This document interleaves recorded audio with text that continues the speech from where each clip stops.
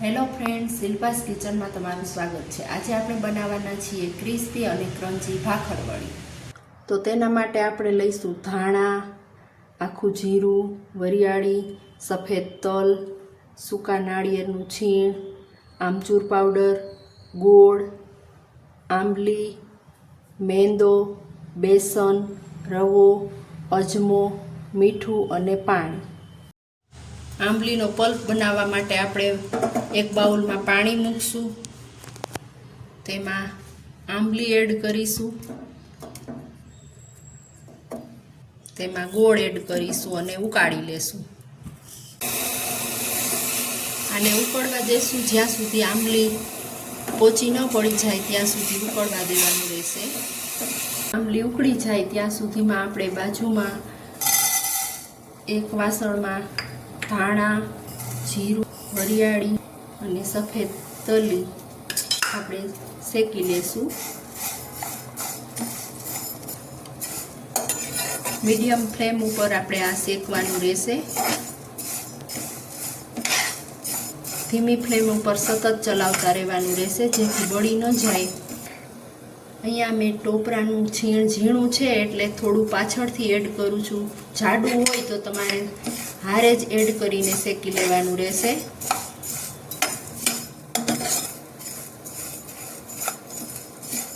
Gas હવે બંધ કરી દેશું। હવે આ બરાબર શેકાઈ ગયું છે।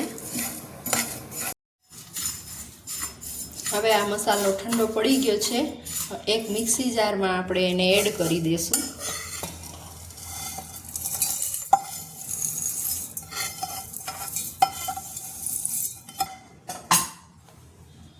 તેમાં મરચું પાવડર, ધાણા જીરું પાવડર, હળદર,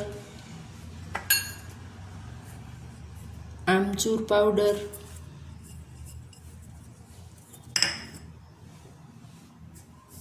ખાંડ અને સ્વાદ મુજબ મીઠું એડ કરીશું અને એનો પાવડર કરી લેશું। તો એક વાસણમાં આપણે મેંદો એડ કરીશું, રવો એડ કરીશું, બેસન એડ કરીશું, અજમો એડ કરીશું,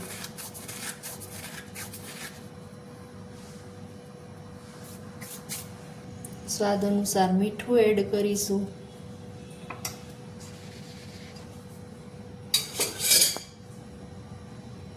થોડું તેલ એડ કરીશું,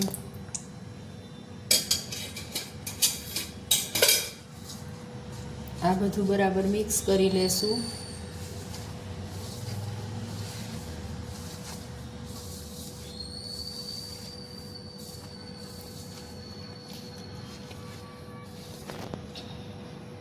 બરાબર મિક્સ થઈ ગયું છે। હવે આપણે એમાં થોડું પાણી એડ કરતાં લોટ બાંધી લેશું।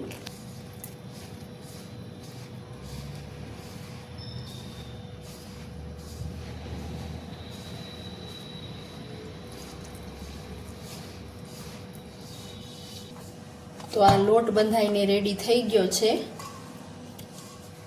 10 મિનિટ માટે રેસ્ટ આપી દેશું। આપણો લોટ સેટ થઈ ગયો છે। હવે આપણે એક લૂ લઈ અને વણી લઈએ। આપણે વણી લેશું।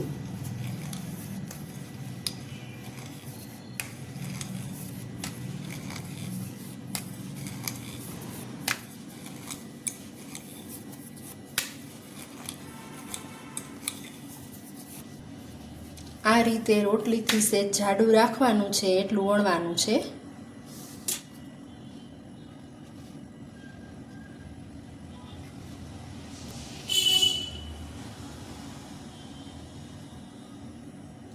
આ રીતે આપણે બંને બાજુથી કાઢી લેશું, કટ કરી લેશું।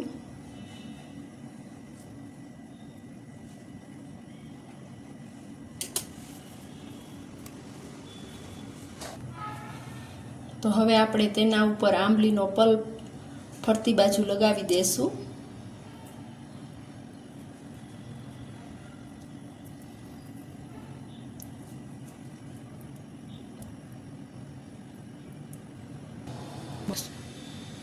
હવે તેના ઉપર આપણે આ મસાલો પાથરી દેશું.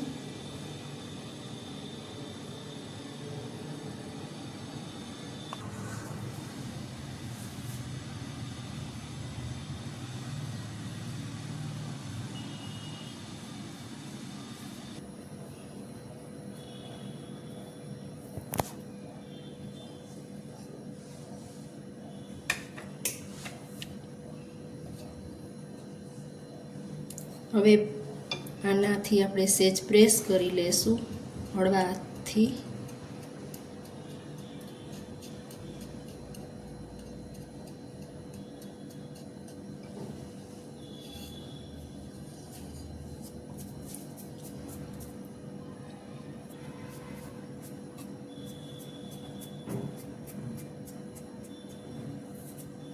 હવે આપણે ધીમે ધીમે રોલ વાળી લેશું.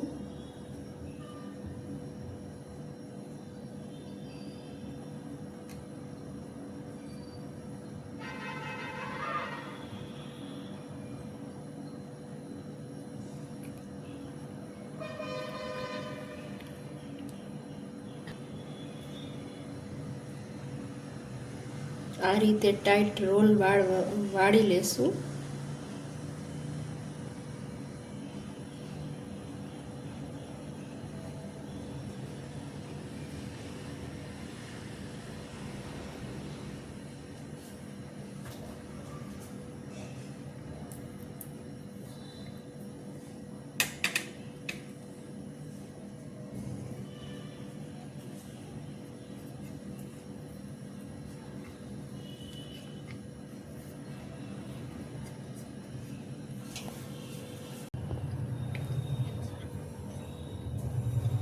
તો હવે આ રોલ વળી ગયો છે, તેના એક સરખા પીસ કરી લેશું.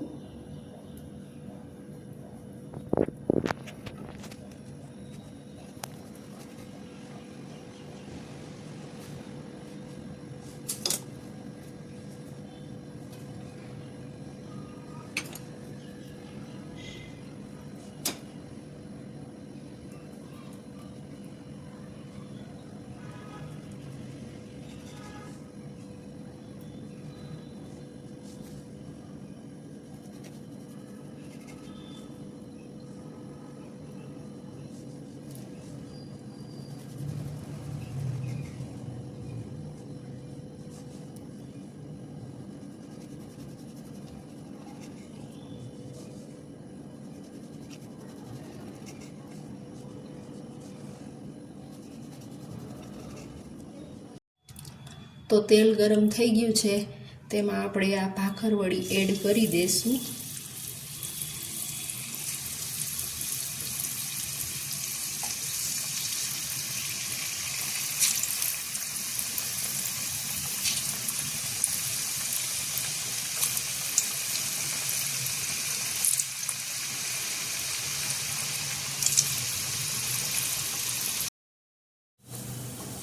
તો આ રીતે ગોલ્ડન બ્રાઉન થાય એટલે આપણે કાઢી લેશું.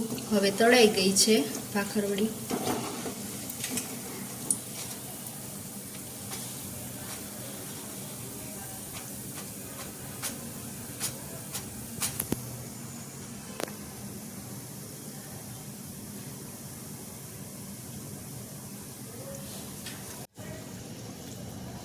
તો આપણી ભાખરવડી બનીને રેડી થઈ ગઈ છે. આપણે સર્વિંગ બાઉલમાં સર્વ કરી લેશું.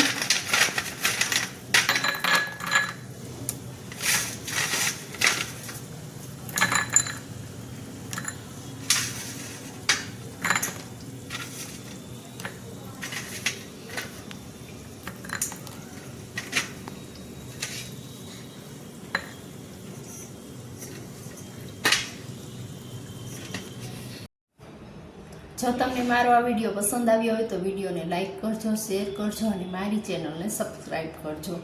બેલ આઇકન દબાવવાનું ન ભૂલતા.